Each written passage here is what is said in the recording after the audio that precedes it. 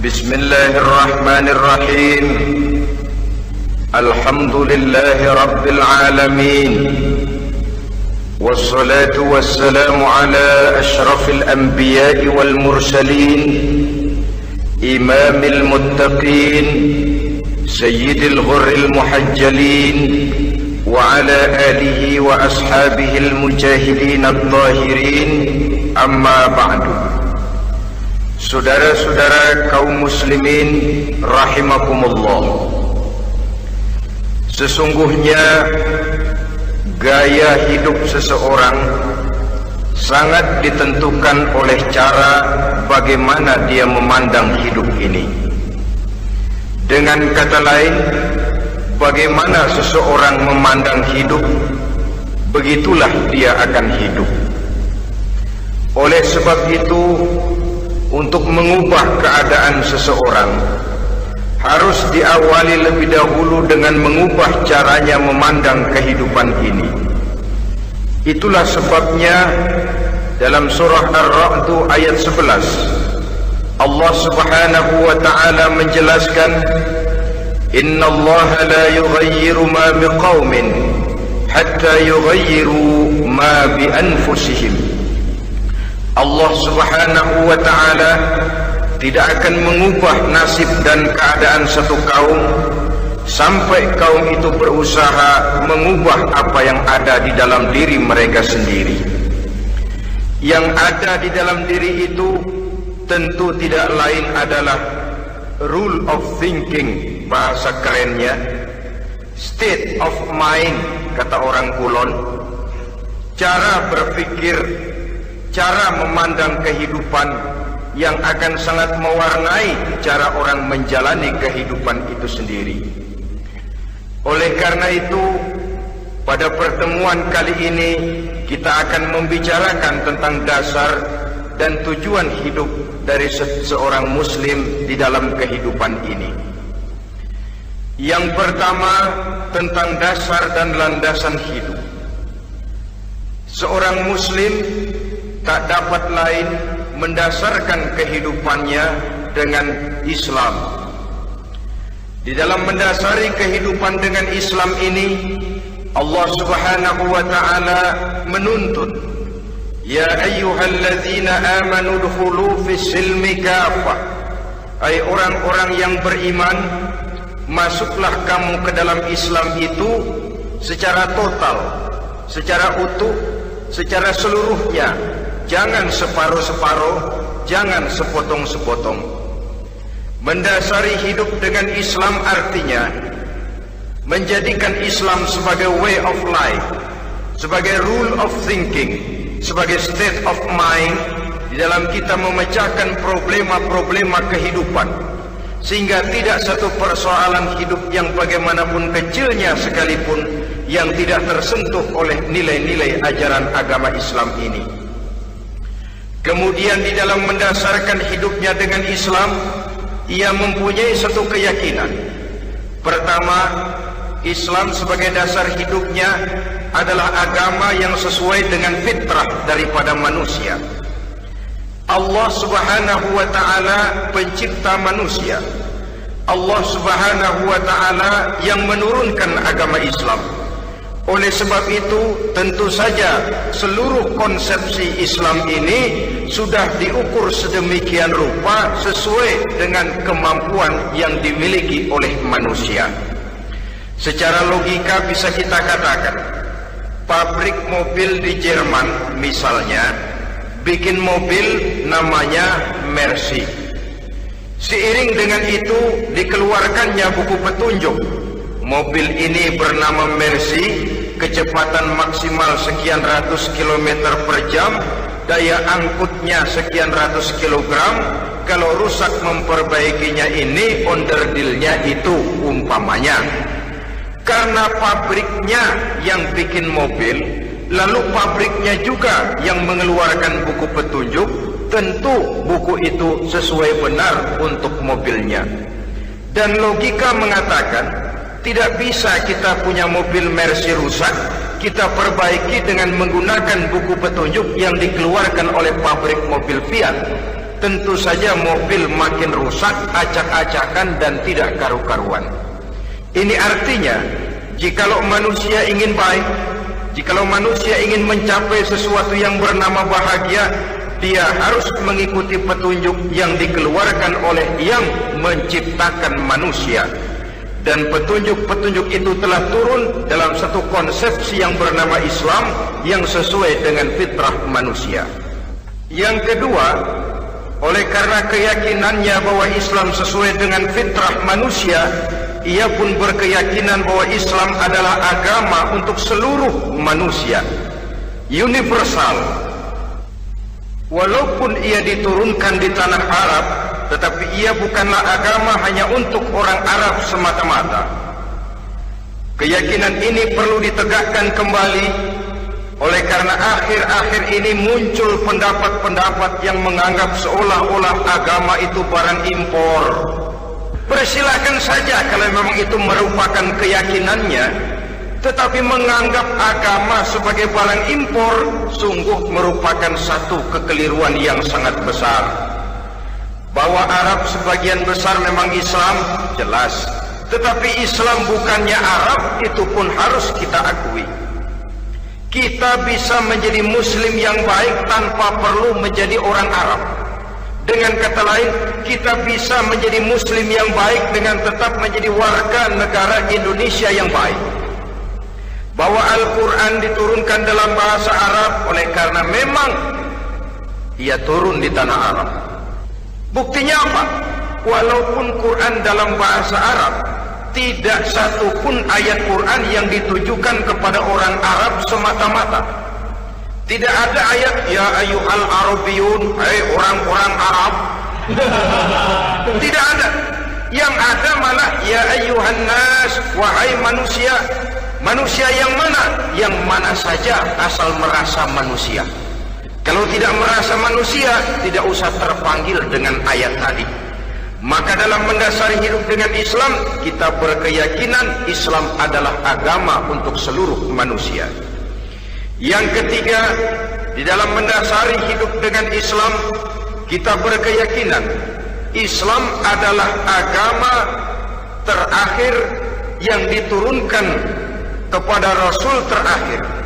Tidak ada Rasul dan Nabi sesudah Nabi Muhammad, dan tidak ada agama lagi sesudah agama Islam. Dasar-dasar keyakinan ini melembaga dalam pribadi kita, membentuk satu keyakinan yang mendasari kehidupan ini, sehingga tidak satu problema yang bagaimanapun kecilnya dalam kehidupan yang tidak tersentuh oleh nilai-nilai Islam. Sejak kita tidur sampai kita bangun tidur, bahkan tidur itu sendiri, dan seluruh kegiatan kehidupan yang kita laksanakan dalam 24 jam, tidak satu pun yang tidak tersentuh oleh nilai-nilai Islam. Inilah pandangan hidup Muslim. Jawaban seorang Muslim terhadap problema-problema kehidupan yang dihadapinya, yang di dalam menjawab problema itu ia Islam oriented, berorientasi kepada nilai-nilai Islam. Apa kata Islam tentang pekerjaan yang dihadapinya? Halal kata Islam, halallah dia katakan. Haram kata Islam, haram dia katakan. Islam oriented. Barometer dalam perbuatannya tidak lain daripada nilai-nilai Islam itu sendiri. Dan kemudian di dalam mendasari kehidupan dengan Islam, ia berkeyakinan Islam adalah satu-satunya agama yang benar. Bahasa kerennya, Islam is the single one, the true religion behind the God. Satu-satunya. Keyakinan ini kelihatannya subjektif, tapi memang inilah pokok daripada kehidupan beragama. Saudara-saudara kaum muslimin rahimakumullah, kalau itulah dasar daripada kehidupan kita sebagai muslim, apa yang menjadi landasannya? Kalau dasar hidup kita Islam, maka landasan hidup kita tidak lain adalah Al-Quran dan Sunnah Rasulullah Sallallahu Alaihi Wasallam. Dunia penuh dengan orang-orang besar, dan setiap orang-orang besar itu mempunyai ajaran-ajaran yang pernah jaya pernah dikumandangkan, didengung-dengungkan, naik ke panggung sejarah untuk kemudian tenggelam. Satu ajaran hanya akan langgeng, satu ajaran hanya akan tahan lama apabila dia turun dari sumber yang serba maha. Kalau dia turun dari manusia, maka sifatnya hanya musim. Yang namanya musim, saudara-saudara, namanya musim tidak bisa dilarang. Tapi kalau sudah selesai, habis sendirian. Itu musim namanya. Musim rambutan. Kalau datang musim rambutan, apa bisa dilarang? Gak boleh musim rambutan. Ya tidak bisa, dia akan tumbuh terus. Tapi manakala musimnya habis. Begitulah nasib dari ajaran yang nisbi, relatif dan temporer apabila dia bersumber dari manusia. Maka satu ajaran hanya akan langgeng, tahan lama apabila dia turun dari sumber yang serba maha. Dan itu sudah turun bernama Al-Quranul Karim. Sedangkan sunnah, saudara-saudara, merupakan penjelasan dari apa yang oleh Quran tidak dijelaskan dalam bentuk yang detail, melengkapi apa yang oleh Al-Quran hanya disebutkan dalam bentuk garis besarnya saja. Baik Quran maupun sunnah kita sebut merupakan dasar, landasan yang primer. Sedangkan untuk memahami Quran dan sunnah, kita memerlukan pendapat-pendapat orang yang ahli di bidang itu. Dalam hal ini kita sebut saja dengan ulama. Dan ini merupakan sumber yang sekunder dari landasan hidup kita sebagai seorang muslim. Dua rel ini, Quran dan sunnah, merupakan landasan di mana kereta api Islam ini berjalan. Quran dan sunnah. Saudara-saudara kaum muslimin rahimakumullah. Oleh karenanya, marilah kita menjadikan Quran dan sunnah ini sebagai imam di dalam kehidupan kita. Bukankah Rasulullah sallallahu alaihi wasallam pernah memberikan pilihan? Man ja'ala al-Qur'ana amamahu qatahu ilal jannah wa man ja'ala al-Qur'ana khalfahu saqahu ilan nar. Siapa yang meletakkan Quran di depannya, dijadikannya Quran sebagai imam dan dia sebagai makmum, maka Al-Quran akan membimbing dia ke surga. Ya, surga di dunia ini, lebih-lebih lagi surga di akhirat nanti. Sebaliknya, wa man ja'ala al-Qur'ana khalfahu, siapa yang meletakkan Quran di belakangnya, dia belakangi ajaran dan konsepsi Al-Quran, dia tinggalkan perintah-perintah Al-Quran, maka Al-Quran yang dibelakanginya itu akan mendorong dia ke neraka. Neraka dunia, lebih-lebih neraka di akhirat nanti. Pilihan terserah kita. Jikalau kita mau menjadikan Quran sebagai imam, artinya kita menjadi makmum. Resikonya dimanapun, makmum wajib ikut imam. Imam takbir, makmum takbir, imam ruku, makmum ruku, imam i'tidal, makmum i'tidal. Jikalau Quran imam kita dan kita adalah makmum, maka itu berarti jikalau ke barat komando Quran, ke barat kita pergi. Jikalau ke timur kata Quran, ke timur kita menuju. Jikalau halal kata Quran, halal kita katakan. Jikalau haram kata Quran, haram kita ucapkan. Itu resikonya kita menjadi makmum, menyusun pola hidup yang lebih Qurani. Tapi sebaliknya, ke barat komando Quran, ke timur kita pergi, ke utara kata Quran, ke selatan kita menuju. Halal kata Quran, malah kita tidak mau melaksanakannya. Haram kata Quran, kita senang bukan main. Artinya kita mau menjadi makmum, dan Quran kita jadikan sebagai makmum, kita sendiri malah mau menjadi imam. Kita paksa konsepsi Al-Quran itu supaya sesuai dengan naluri kemanusiaan kita, mengotak-atik hukum, menghalalkan yang haram, mengharamkan yang halal. Dikala itu landasan hidup kita sudah goyah, tidak lagi sebagai landasan tempat kita bertolak, tetapi malah menjadi satu landasan yang kita injak-injak. Sesungguhnya saudara-saudara, Quran tidak akan membawa berkah, tidak akan menjadi rahmatun wa syifaun lil mu'minin, menjadi penyembuh, menjadi rahmah bagi orang-orang beriman apabila yang kita baca itu kita injak-injak di dalam kehidupan. Upaya menyusun hidup yang lebih Qurani ini seiring dengan usaha kita menjadi warga negara yang baik. Yang saya katakan di awal tadi, tidak saling dan tidak harus saling bertentangan.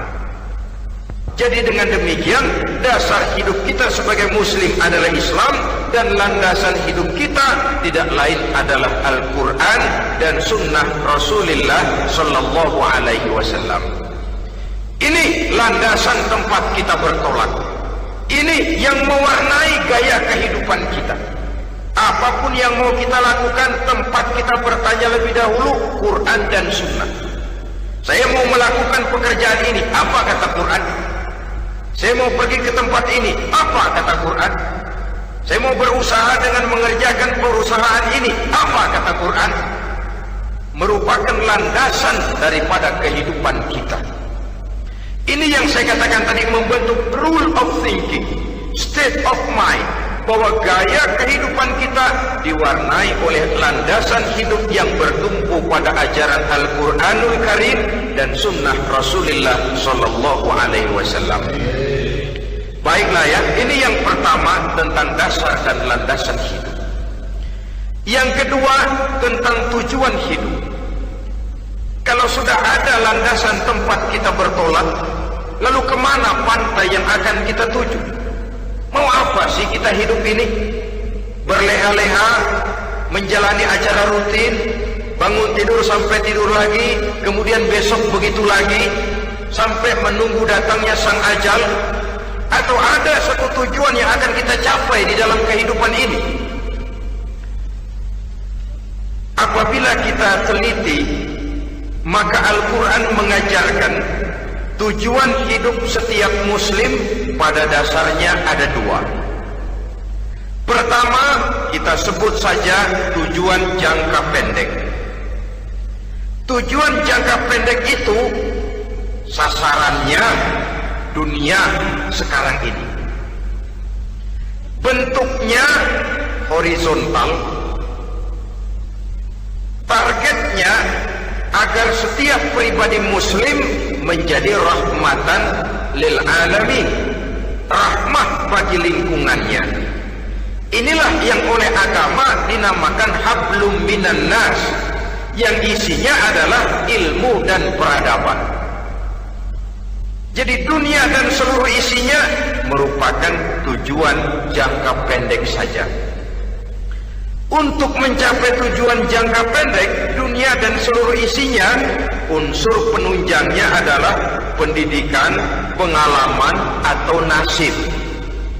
Makin tinggi pendidikan, makin mudah menjangkau hidup. Makin banyak pengalaman, makin mudah menguasai dunia.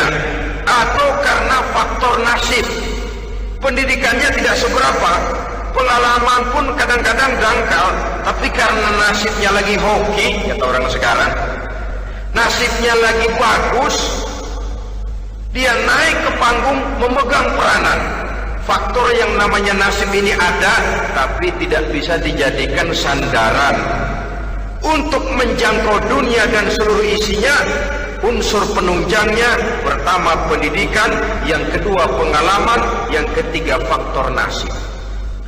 Oleh karena itu, apabila kita ingin mudah mencapai dunia, yang pertama harus kita laksanakan bagaimana menempuh satu pendidikan. Di zaman sekarang orang terangsang untuk hidup dalam pola yang oleh orang-orang priangan disebut hardolin. Saudara tahu hardolin? Itu potongan dari dahar modal ulin. Filsafat hidup yang pakaian mau bagus, makan mau enak, kerja nggak mau. Akhirnya jadilah dia penghayal kelas berat, tukang-tukang ngelamun kelas tinggi. Tiap hari kegiatannya ya cuma tidak terlepas dari tiga kriteria itu. Hardolin. Pokoknya kalau sudah dahar, modal, ulin, besok ya begitu lagi. Pola dari dimana orang pakaian mau bagus, makan mau senang, duit mau punya, kerja tidak mau. Kadang-kadang mau kerja tapi tidak tahu apa yang harus dikerjakan, ditambah oleh sempitnya lapangan pekerjaan. Tidak tahu apa yang harus dikerjakan, dilatar belakangi oleh tidak adanya pendidikan yang dia terima, sehingga mau kerja apa lalu bingung. Oleh karena itu, terutama buat adik-adik remaja, para pemuda, saya berpesan untuk menjangkau dunia, yang pertama harus kita jalani bagaimana membina diri, mendidik. Taruh kata drop out, putus sekolah, tapi drop out bukan halangan bagi tumbuhnya cita-cita yang mulia. Bahkan ada orang bilang many a great man starts as a newspaper boy. Banyak orang-orang besar yang memulai pekerjaannya dagang koran. Putus sekolah bukan merupakan halangan bagi tumbuhnya cita-cita yang mulia, dan tidak sedikit orang-orang besar yang tidak keluaran perguruan tinggi. Tidak sedikit orang-orang besar yang tidak merupakan produk dari perguruan tinggi tertentu, tapi kerajinannya belajar, banyak membaca, banyak bergaul, autodidak. Syukur kalau masih bisa menempuh pendidikan yang formal. Kekurangan ekonomi, kemiskinan keluarga jangan menjadi penghalang bagi tumbuhnya cita-cita yang tinggi untuk menempuh karier pendidikan yang baik. Ini memang baik, tapi bagaimanapun kata orang, lebih baik makan singkong beneran daripada makan roti ngimpi. Artinya jikalau memang perlu, lebih baik sekolah sambil dagang koran, nyemir sepatu, parkir mobil, daripada hardolin itu tadi. Tanpa prospek hari depan yang ada artinya. Dan pendidikan memang merupakan sesuatu yang baik, tapi tanpa ini rasanya kita akan sulit untuk menjangkau dunia, tersisih di pojok-pojok kehidupan. Jangan lalu bilang, manusia kan rezekinya sudah dijamin oleh Allah, ayam saja ada rezekinya. Of course. Tapi jangan lupa, cara ayam cari rezeki dengan cara manusia cari rezeki lain. Kalau ayam cari rezeki dari tahun atu, modalnya cuma ceker sama patok kalau ayam makan. Asal bisa nyeker, bisa matok, ayam dapat rezeki. Pokoknya kertok dah. Tapi manusia cari rezeki, dia harus cari lapangan kerja. Lapangan kerja sulit. Sudah dapat lapangan kerja, harus punya keahlian. Untuk memperoleh keahlian, harus dengan pendidikan. Berhadapan lagi dengan saingan-saingan, karena pasaran tenaga kerja tiap tahun puluhan kalau tidak ratusan ribu pasaran tenaga kerja yang masuk lapangan kerja. Ini kenyataan. Semakin ke depan, oleh tingginya tensi ekonomi, oleh persaingan hidup yang makin tajam, oleh makin menggejalanya pola pikir industrialis yang membuat manusia individu, nilai-nilai semacam ini akan terasa makin berat. Oleh karenanya, tanpa pendidikan sulit untuk menjangkau dunia. Yang kedua, pengalaman, tenaga expert. Sehingga orang mengatakan experience is the best teacher. Pengalaman adalah guru yang paling bijaksana. Dengan pengalaman kita makin dewasa. Dan orang sering mengatakan kegagalan hakikatnya adalah keberhasilan yang tertunda. Jangan takut gagal, kalau itu akan mengantarkan kita kepada pola hidup yang lebih dewasa, lebih tegar, lebih sanggup menghadapi kesulitan-kesulitan. Dan faktor yang ketiga, nasib. Kadang-kadang orang pendidikannya tidak ada, kadang-kadang pengalamannya tidak seberapa, tapi karena nasib, engkongnya misalnya jadi komandan Hansip, dia naik jadi anggota Hansip. Itu karena faktor nasib saja. Yang ketiga ini ada, tapi tidak bisa dijadikan sandaran dalam arti bahwa kita lalu mengandalkan nasib. Loh, nanti udah gede mau jadi apa? Gua sih gimana nasib aja dah. Jadi orang syukur, jadi gembel nasib.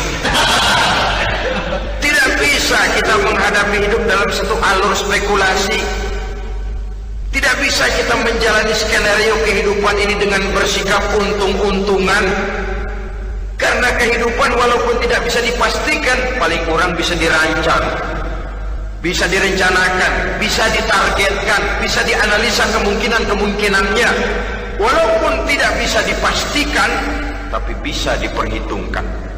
Sebagai manusia yang terikat oleh causality, oleh hukum sebab akibat, sewajarnya kita memperhitungkan kemungkinan-kemungkinan itu.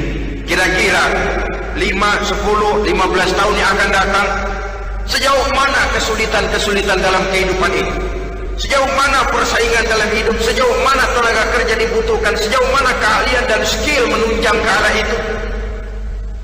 Kalau tidak, kita akan tersisih di sudut-sudut kehidupan untuk lebih banyak jadi penonton daripada menjadi pemain. Padahal kita ingin jadi pemain, kita ingin atlet, kita ingin punya peranan karena kita oleh agama dituntut menjadi rahmatan lil alamin, menjadi rahmat bagi lingkungan di mana kita tinggal, mewarnai lingkungan, bukan cuma diwarnai oleh lingkungan itu sendiri. Itu tadi tujuan jangka pendek sebagai tujuan yang pertama. Yang kedua, tujuan jangka panjang.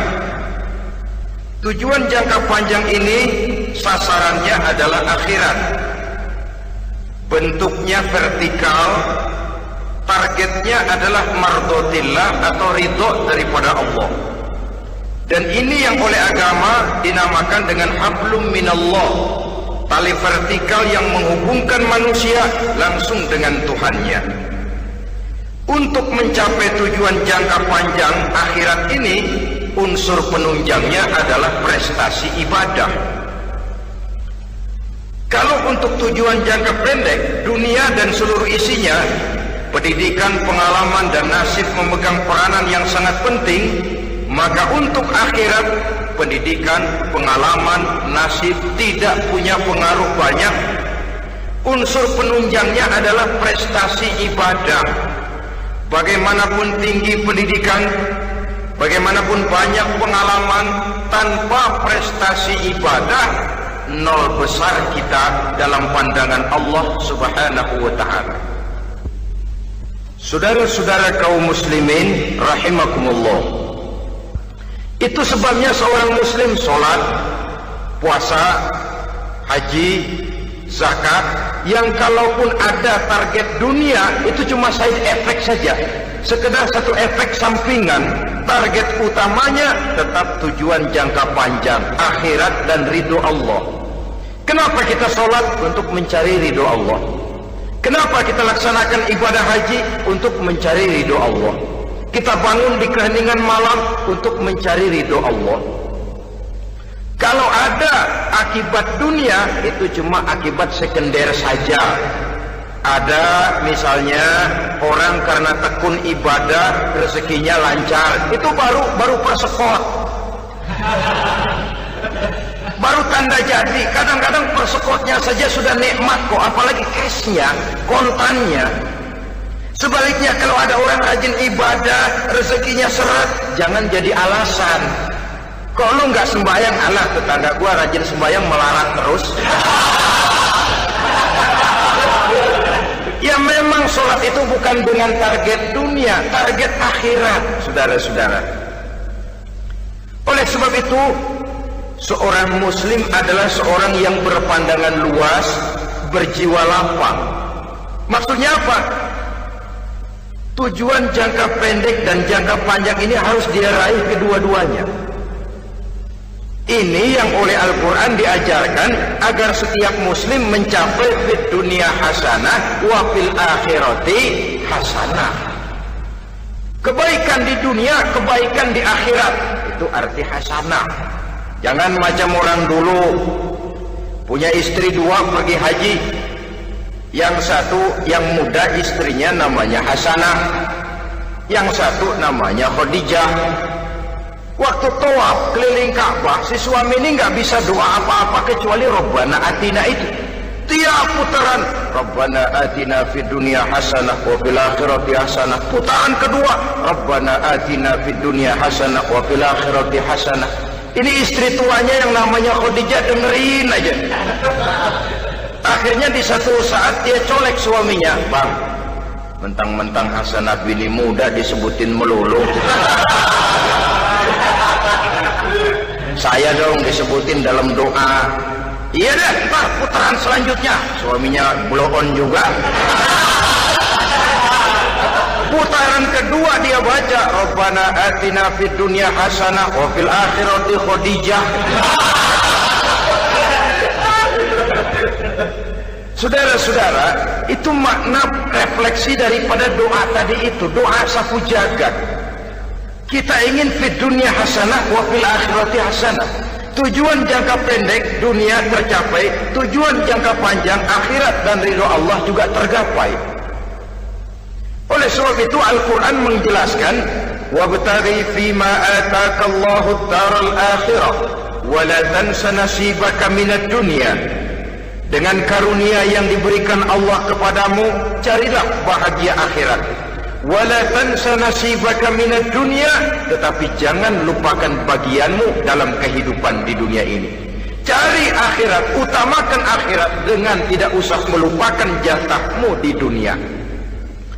Kenapa saya katakan seorang muslim berjiwa besar? Sebab andai kata dia gagal mencapai tujuan jangka pendek, andai kata dia gagal di dunia, dan dia oleh Islam diajarkan jangan sampai gagal, tapi andai kata dia gagal, dia masih punya tujuan jangka panjang, akhirat dan ridho Allah. Dia masih bisa menghibur diri, biarlah di dunia kita sederhana, bahkan biarlah susah di dunia, asal di akhirat kita bahagia.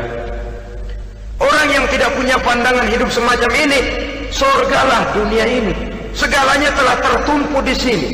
Bila umurnya selesai, ajalnya datang, selesai sudah surganya sampai di situ, dan dia tidak punya pengharapan lain di belakang itu. Maka seluruhnya bertumpu pada kehidupan di dunia. Padahal dunia seperti air laut, makin diminum makin haus, makin kering tenggorokan.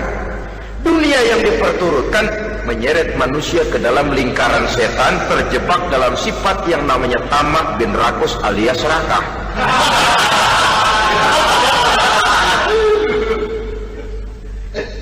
Andai kata dia gagal untuk tujuan jangka pendek, dia masih punya tujuan jangka panjang, akhirat. Dia masih sanggup berkata, biar di dunia kita sederhana, bahkan biar kebelangsak sengsara susah di dunia, asal di akhirat kita bisa bahagia. Kan masih ada harapan. Yang paling bangpak, paling rusak betul, sudah di dunia sengsara, di akhirat celaka. Di dunia rumahnya gubuk, pinggir kali miring, asal hujan bocor, utang selebar warung. Bayang kagak, ngaji enggak, puasa enggak, saban malam miring mulu. Saudara hadirin yang saya hormati, lalu kapan mau bahagia kalau sudah di sini susah, di sana akan susah juga. Ini yang pertama, seorang muslim, seorang yang optimis, berjiwa besar, luas pandangan. Kegagalan dia dalam jangka pendek tidak menyebabkan dia melupakan tujuan jangka panjang. Yang kedua, positifnya apa? Cara dia mencapai tujuan jangka pendek diwarnai oleh keyakinan adanya tujuan jangka panjang. Dia memang benar cari harta, tapi karena dia yakin ada akhirat, Allah ridho apa tidak? Ini positifnya. Saya memang cari duit, tapi dengan cara ini Allah ridho apa tidak? Saya memang ingin berpakaian yang rapi, tapi dengan tidak menutup aurat begini, Allah ridho atau tidak? Saya memang bergaul menghormati teman, tapi terjebak dalam minuman keras karena menghormati teman, Allah ridho apa tidak? Ini orang yang punya tujuan jangka panjang. Segalanya diberikan bingkai dengan pertanyaan, Allah ridho atau tidak? Keyakinannya terhadap tujuan jangka panjang mewarnai gaya hidupnya di dunia ini, mencapai tujuan jangka pendek tadi. Mau minum, Allah ridho apa enggak ini? Mau makan, yang saya makan Allah ridho apa enggak ini? pendeknya apapun yang mau dia kerjakan, karena dia punya keyakinan tujuan jangka panjang, dia selalu menimbang terhadap ridho Allah tadi. Jadi tanpa prestasi ibadah, kita nol besar dalam pandangan Allah. Ini nilai manusia yang hakiki di sini. Ini makna inna akramakum indallahi atqakum. Di akhirat nanti kan tidak pernah akan disidang. Kamu pendidikan setinggi apa? Tidak. Gelarmu berapa renteng? Profesor, doktor? Tidak. Akhirat hanya menyidang kau sholat atau tidak, kau puasa atau tidak, kau zakat atau tidak. Diberikan kamu harta yang banyak, dari mana kau dapat, kemana kau belanjakan. Prestasi ibadah itu yang ditanya. Setinggi apa pendidikan, sebanyak apa pengalaman, no problem, tidak jadi masalah di akhirat. Prestasi ibadah itu yang akan kita persembahkan di hadapan Allah. Itu makna inna akramakum indallahi atqakum. Kerbau dinilai dari dagingnya, makin gemuk makin mahal harganya. Tapi ada perkutut lebih mahal dari kerbau. Perkutut itu mahalan mentahnya loh daripada matangnya. Karena harga perkutut pada suaranya. Lalu di mana harga manusia yang paling gemuk? Tidak. Suaranya, oh kalau manusia dinilai dari suaranya, barangkali Madonna nomor awal masuk surga. Hanyalah dengan prestasi ibadah kita bisa mencapai tujuan jangka panjang akhirat dan ridho Allah. Nah baiklah ya, kalau sudah jelas bahwa kita punya dua tujuan jangka hidup, jangka pendek dan jangka panjang, bagaimana Islam mengajarkan kita meraih dua ini? Pada prinsipnya Islam mengajarkan sistem keseimbangan. Dalam berbagai aspek kehidupan, keseimbangan ini nampak dengan nyata diajarkan oleh agama kita. Seperti ayat yang saya bacakan tadi. Dengan karunia yang diberikan Allah kepadamu, cari negeri akhirat, tapi jangan lupakan bagianmu di dunia ini. Dalam bentuk yang lebih nyata, bekerjalah untuk duniamu seolah kau akan hidup buat selamanya, tapi bekerjalah buat akhiratmu seolah kau akan mati besok. Manifestasinya dalam kehidupan, misalnya orang kaya diperintah membantu yang miskin, tapi orang miskin dianjurkan berusaha. Jangan mengandalkan hidup kepada yang kaya, seimbang. Kamu kaya, betul Pak, bantu yang miskin. Kamu miskin, iya Pak, berusaha, seimbang. Tuan rumah diwajibkan menghormati tamu, tamu diwajibkan tahu diri, seimbang. Jadi bagaimana kalau sudah kita bekerja di sawah, di ladang, di pasar, di kantor, anggap kita akan hidup selamanya agar timbul gairah kerja. Tapi kalau sudah sholat, anggap kita akan mati besok supaya timbul khusyuknya. Nah, titik tekannya di mana? Stresnya itu. Walaupun Islam mengajarkan sistem keseimbangan, tapi Al-Quran tetap menggarisbawahi walal akhiratu khairul laka minal, bahwa bagaimanapun seimbangnya, akhirat itu lebih utama daripada dunia. Bagaimana implementasinya? Kata orang-orang tua, kalau kita menanam padi, rumput pasti tumbuh, tapi nanam rumput jangan mimpi tumbuh padi. Maksudnya apa? Kalau satu perbuatan kita niatkan karena Allah, dunianya pasti ikut. Tapi kalau satu perbuatan diniatkan karena dunia semata-mata, akhirat akan hilang. Sebab itu, biasakanlah berbuat sesuatu, baik untuk tujuan jangka pendek, lebih-lebih untuk tujuan jangka panjang, dengan motif lillahi ta'ala. Jadi saya ulangi, satu perbuatan kalau sudah diniatkan karena Allah, dunia biasanya ikut. Tapi kalau diniatkan karena dunia semata-mata, akhirat akan luput. Padahal itu titik tekannya, walal akhiratu khairul laka minal ula. Saudara-saudara kaum muslimin rahimakumullah, ini tujuan hidup. Jadi landasan tempat kita bertolak sudah jelas, pantai yang akan kita tuju dalam kehidupan ini juga sudah nyata. Kita ingin mencapai apa yang dinamakan fid dunya hasanah wa fil akhirati hasanah. Untuk itu perlu ada keseimbangan, tetapi titik tekannya tetap akhirat lebih utama daripada kehidupan dunia ini. Sekarang kalau sudah ada dasar hidup, sudah ada tujuan yang akan kita capai, tentu harus ada alat untuk mencapainya. Semuanya perlu sarana. Bahkan pada hakikatnya dalam kaidah usul fikih para ulama mengajarkan lil wasail hukmul maqasid. Sarana dan tujuan hukumnya sama. Ini mestinya mendidik umat Islam jadi pinter. Jangan cuma berpikir melaksanakan satu pekerjaan, tapi juga berpikir menciptakan sarana untuk terwujudnya pekerjaan itu. Misalnya umat Islam wajib pergi haji kalau mampu, kan begitu toh? Kalau dia umat Islam Indonesia, tentu pergi hajinya ke Mekah. Mekah, Jeddah, Mekah, Indonesia perlu sarana angkutan untuk sampai ke sana. Kapal laut, kapal udara. Artinya umat Islam harus maju di bidang teknologi, bisa menciptakan pesawat, bisa menciptakan kapal laut, sarana yang akan menyampaikan dia untuk bisa melaksanakan ibadah haji. Selama ini kita bertumpu kepada pemikiran, pokoknya kan yang penting gue pergi haji pakai apa, kayak gue punya duit. Dari segi pribadi memang barangkali begitu, tapi sebagai umat yang harus mencapai kemajuan, apabila diperintahkan melaksanakan sesuatu, kita pun hakikatnya dituntut menciptakan sarana untuk menunjang pelaksanaan sesuatu itu sendiri. Agama mengajarkan an-nazafatu minal iman, kebersihan sebagian daripada iman. Siapa yang menciptakan mesin cuci, sabun-sabun keras, deterjen, rinso dan lain sebagainya? Siapa yang menciptakan air condition, pembersih ruangan? Kita hanya berpikir pokoknya kan bersih, mau pakai apa kek. Kita jarang yang berpikir kepada pewujudan teknologi modern untuk menerjemahkan hadis itu.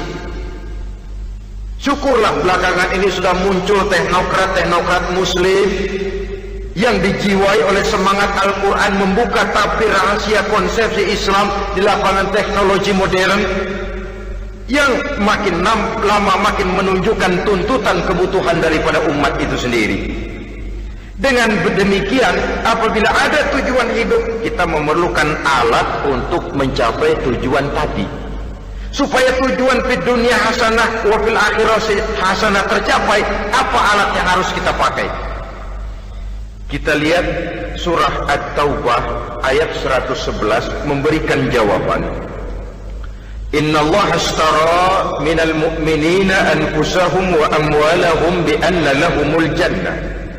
Sesungguhnya Allah telah membeli dari orang-orang beriman diri mereka, harta mereka, bahwa sesungguhnya bagi mereka adalah surga. Coba kita simak ayat ini sejenak, akan nampak dengan jelas bahwa ayat ini hakikatnya merupakan satu transaksi yang nyata benar antara kita dengan Allah. Transaksi jual beli sudah terjadi, dan itu langsung dengan Allah, tertuang dalam pernyataan Quran. Pembeli Allah, penjual kita orang-orang beriman, dagangannya adalah anfus dan amwal, harganya adalah surga. Itu sudah tanda tangan pernyataan kita siap jual beli ya Allah. Apalagi baiat kita apa? Inna salati wa nusuki wa mahyaya wa mamati lillahi rabbil alamin. Salatku, ibadahku, hidup dan matiku cuma untuk Allah Tuhan seluruh sekalian alam. Minimalnya 5 kali sehari semalam baiat ini kita ulang dan kita ulang. Kenapa lalu kita tidak konsekuen? Dalam konteksnya dengan persoalan, maka alat hidup kita itu ada 2. Pertama, anfus.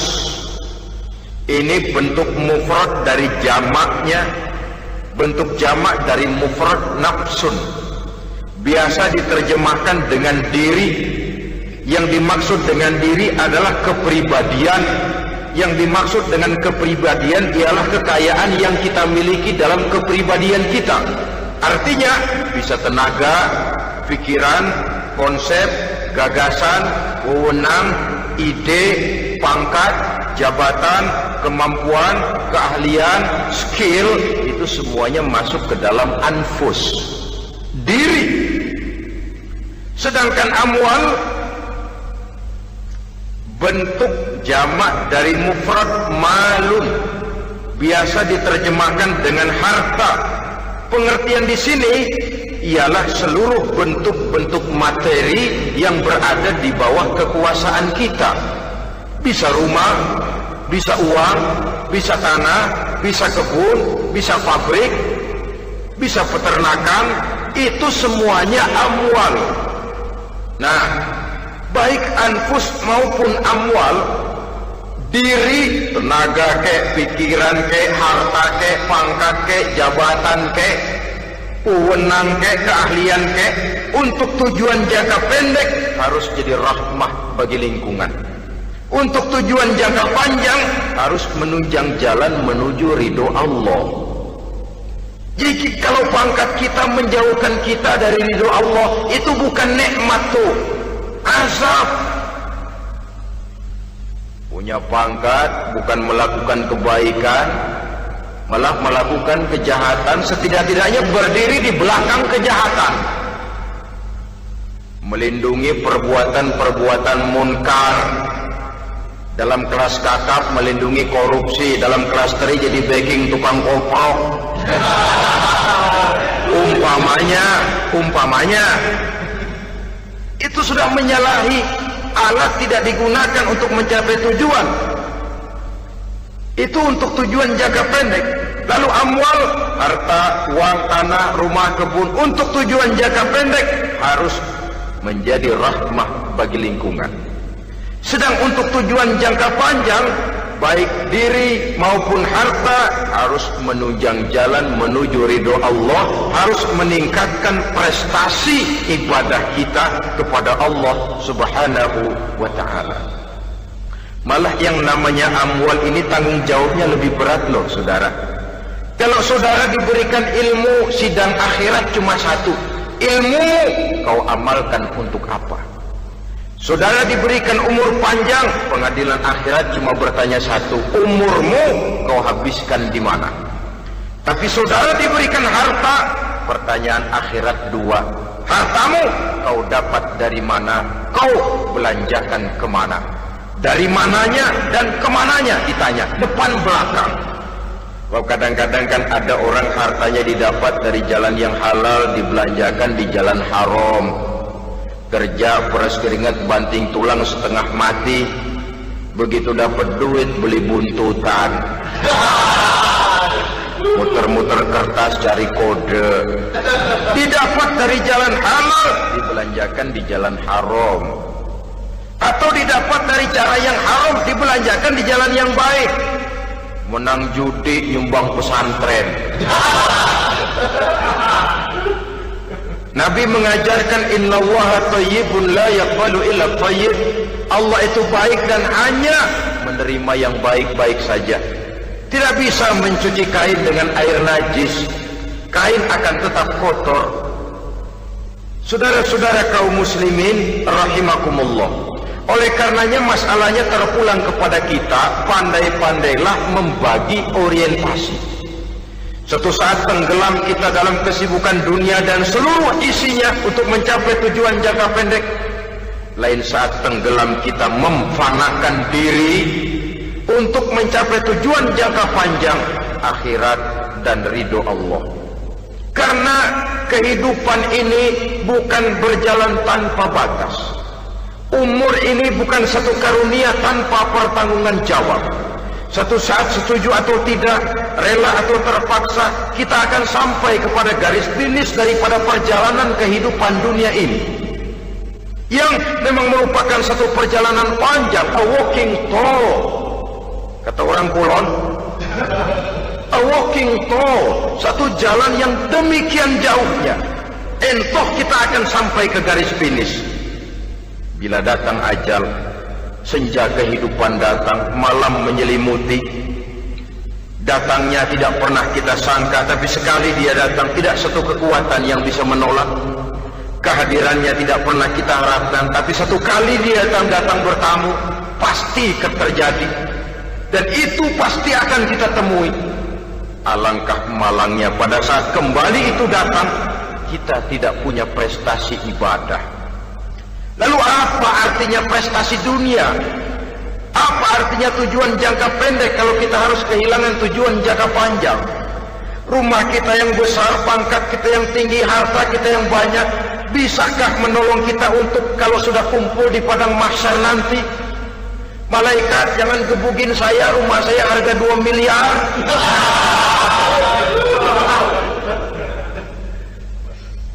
Sudahlah malaikat, damai saja, itu Rolls Royce saya. Pakai saja malaikat, pakai. Kata malaikat, gue budak, gue nggak butuh gituan. Hanya prestasi ibadah yang bisa menyelamatkan kita pada kondisi semacam itu. Jadi oleh karena itu saudara-saudara, biar di dunia ini rumah kita besar, mobil bagus, uang banyak, pabrik ada, usaha lancar, asal di akhirat masuk surga aja, nggak apa-apa. Daripada di dunia sengsara, di akhirat neraka, senangnya kapan? Sudah di sini sengsara, di sana kebelangsak. Itu yang orang-orang tua bilang lacur kuda namanya. Pelan dipecut, kenceng digentak, setengah mati, serba salah. Kuda kalau bisa ngomong, gue setengah mati, serba salah.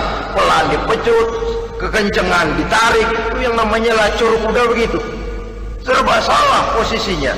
Untuk itu pandai-pandailah membagi orientasi supaya tercapai tujuan ideal ini, di dunia hasanah wa fil akhirati hasanah.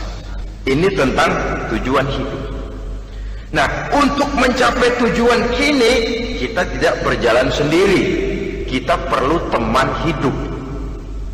Di samping teman hidup ada pula lawan hidup. Siapa teman hidup kita untuk mencapai tujuan hidup ini? Dalam arti sempit, teman hidup kita suami istri yang taat kepada Allah. Suami istri lebih dari sekedar satu pasangan, juga saling melengkapi, merupakan bagian daripada kehidupan. Suami adalah teman istri, istri adalah teman suami untuk mencapai tujuan hidup tadi, mencapai di dunia hasanah wa fil akhirati hasanah. Seiring, seirama, selaras, serasi, seimbang, kata orang sekarang. Teman dalam arti sempit. Adapun teman dalam arti luas, setiap orang yang pandangan hidupnya sama dengan kita, setiap orang yang akidahnya sama dengan kita, terlepas dari suku bangsa apapun, warna kulit apapun, bahasa apapun, jikalau keyakinannya sama, pandangan hidupnya sama, dia adalah saudara kita dalam artian yang luas. Islam tidak kenal teritorial, maka tidak ada itu Islam Jepang. Ya walaupun secara formalnya ada, tapi informal muslim adalah muslim, diikat dengan akidah. Itu teman hidup. Lalu lawan hidup siapa? Pertama iblis, dalam segala bentuk dan implementasinya. Yang kedua, setiap orang yang pandangan hidupnya tidak sama dengan kita secara ideologis, itulah lawan hidup kita. Maka yang teman jadikan teman, yang lawan jadikan lawan. Jangan teman dijadikan lawan, lawan dijadikan teman. Itu namanya kopiah dipasang di kaki, pak bakyak naik ke jidat. Wajar kalau kepala lalu jadi benjol. Salah milih teman, salah cari lawan. Salah milih teman, salah cari lawan. Akibatnya kita yang akan susah di kemudian hari nanti. Saudara-saudara kaum muslimin rahimakumullah, oleh karenanya pandai-pandailah dalam hidup ini. Yang teman jadikan teman, yang lawan jadikan lawan. Kalau lawan kita jadikan teman, sementara teman kita jadikan lawan, dan itu apa yang banyak terjadi dalam praktek kehidupan, kita tidak akan bisa mencapai tujuan karena akan tertarung di kaki sendiri. Nah, ini sajalah yang kita bicarakan pada pertemuan kali ini. Mudah-mudahan ada manfaatnya. Terima kasih atas segala perhatian, mohon maaf atas segala kekurangan. usikum wa nafsi bitaqwallah. Wassalamualaikum warahmatullahi wabarakatuh. Waalaikumsalam.